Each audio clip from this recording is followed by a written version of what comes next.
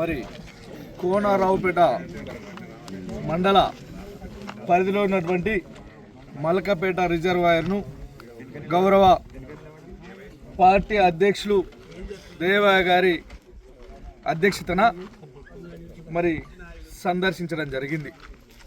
ఈ సందర్శన ముఖ్య ఉద్దేశం ఏంటంటే, పెద్దల అధ్యక్షుల గారి అనుమతి మేరకు 2 విషయాలు క్లుప్తంగా మాట్లాడదలుచుకున్నా.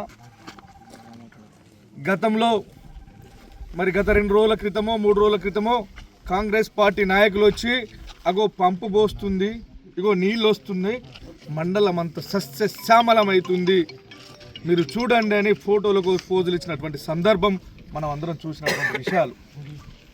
మరి 2 విషయాలలో ఒక మొదటి విషయం ఏంటంటే, ఎవరికో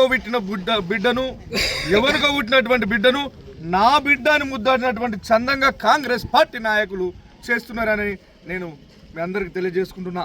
ఎందుకంటే 280 కిలోమీటర్ల దూరం నుంచి మరి గోదావరి జలాలను ఒడిసిపట్టి కాళేశ్వరం ప్రాజెక్టు ద్వారా ఒడిసిపట్టి 9 ట్యాంకులు నిర్మించి తద్వారా ఎక్కడో ఉన్నటువంటి మన మధ్యమానేరు రిజర్వాయర్కు నీళ్లు నింపి అక్కడి నుంచి 9 కిలోమీటర్ల సొరంగ మార్గం ద్వారా మన మల్కపేట రిజర్వాయర్ను నిర్మించి ఇక్కడి నుంచి మరి కోనరావుపేటలో ఉన్నటువంటి 30,000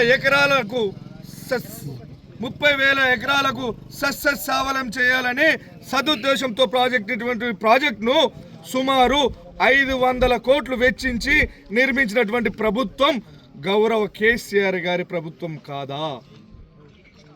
మేము నిర్మించి మా చెమటోడ్చి మేము నిర్మించినటువంటి ఈ డ్యామ్కి వచ్చి మీరేదో ఫోటోలకు ఫోజులు ఇచ్చి నీళ్ళు వచ్చినాయని చెప్తున్నారు. ఎక్కడి నుంచి వచ్చినాయా నీళ్ళు? కేసీఆర్ గారి చెమటలో నుంచి వచ్చినటువంటి నీళ్ళు కాదా ఇది? మరి నీళ్ళు వచ్చినాయని చెప్పినారు.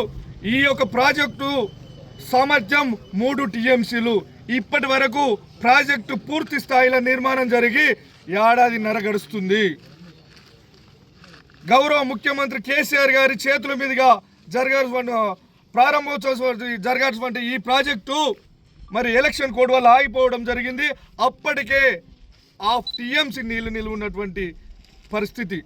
మరి దీని సామర్థ్యం ప్రకారం 6 నెలలకు 1 టీఎంసీ ద్వారా ఇప్పటికే 2.5 టీఎంసీల నీళ్లు నిల్వ సామర్థ్యం గల ప్రాజెక్టుకు 1/2 టీఎంసీ నీళ్ళు ఇచ్చి ఫోటోలకు పోజ్ ఇచ్చి మేము గొప్ప అని చెప్పుకున్నటువంటి ప్రయత్నం చేసి మషుబూసి మారేడికాయ చేస్తున్నటువంటి మీరు సిగ్గుచేటు ఆత్మ విమర్శ చేసుకోవాలి. ఎందుకంటే ఎవరికో పుట్టిన బిడ్డ నా బిడ్డ అని ముద్దాడుతున్నారు చూసినరా, అది మీ అంతరాత్మలో ఆలోచించుకోవాల్సినటువంటి పరిస్థితి ఉందని చెప్తున్నా. నేను ఇలా 4 లక్షల కోట్లు అప్పైందన్నారు. 4 లక్షల కోట్ల అప్పులో ఇదొక భాగం అని చెప్తున్నాం మేము. మరి నువ్వు ఎక్కిన సంవత్సరంలో 1,25,000 కోట్ల అప్పు చేసినటువంటి కాంగ్రెస్ ప్రభుత్వం ఏ యొక్క ప్రాజెక్టు కట్టిందా? కనీసం ఏ యొక్క ప్రాజెక్టు శంకుస్థాపన చేసిందా? నిరూపించుకోవాల్సినటువంటి బాధ్యత స్థానిక శాసనసభ్యులకు ఉంది అని చెప్తున్నా నేను. ఒకటే కాదు, ఈరోజు ఏది జరిగినా ఇక్కడి నుంచి నిమ్మపల్లి ప్రాజెక్టుకు 175 కోట్లతో మరి లిఫ్ట్ ఇరిగేషన్ తీసుకొచ్చినటువంటి ఘనత గౌరవ కేసీఆర్ గారిది. అక్కడి నుంచి నీళ్లు మరి మన మానేరు వాగు ద్వారా మాకు మళ్ళీ పోయి మిడ్ మానేరులో కలిస్తే సైకిల్ చైన్ తిరుగుతాయి. తద్వారా ఇక్కడ ఉన్నటువంటి కోనరావుపేట మండలంలో ఉన్నటువంటి 20,000 ఎకరాలకు సస్యశ్యామలైనటువంటి పరిస్థితి మనకు చూడబోతా ఉన్నాం. దాన్ని పట్టుకొని మేమేదో చేసినాం, మేమేదో నీళ్ళు వచ్చినాయి. ఏదయ్యా మీ నీళ్ళు? ఆ రిజర్వాయర్లో తీసుకుంటే 1/2 టీఎంసీ నీళ్ళు లేవు. అచ్చు కండువలు వేసుకున్నారు, ఫోటోలకు ఫీజు ఇచ్చారు, ఊకదంపుడు ఉపన్యాసం ఇచ్చిరు, పోయినరు. మీకు దమ్ముంటే, మీకు ధైర్యం ఉంటే రండి ఇక్కడికి. ఈ శ్రీరామచంద్ర ముందుగా కూర్చుని మాట్లాడదాం. ఎన్ని టీఎంసీలో నీళ్ళు ఇచ్చిండ్రో మేము అడుగుతా ఉన్నాం. ఇలా రైతు బంధు వేస్తున్నాం, రైతు 12,000 అన్నారు. సిగ్గు మాలిన ప్రభుత్వం కాదా ఎమ్మెల్యే గారు? నేను అడుగుతా ఉన్నా. మీకు దమ్ము ధైర్యం ఉంటే రైతు బంధు వేయాల్సినటువంటి 2 క్రాప్లకు రైతు బంధు ఎగరామం పెట్టి ఆ రైతు బంధునే మీరు రుణమాఫీ కింద తీసుకొచ్చి చూపించినారు. 2 లక్షల రుణమాఫీ అని. ఎక్కడ జరిగిందయ్యా రుణమాఫీ? ఎక్కడ జరిగింది రుణమాఫీ? 2 లక్షల రుణమాఫీ సంపూర్ణంగా ప్రతి గ్రామంలో చేసిండ్రా? మీకు దమ్ముందా? మీ నాయకులకు దమ్ముందా? చర్చకు సిద్ధమా?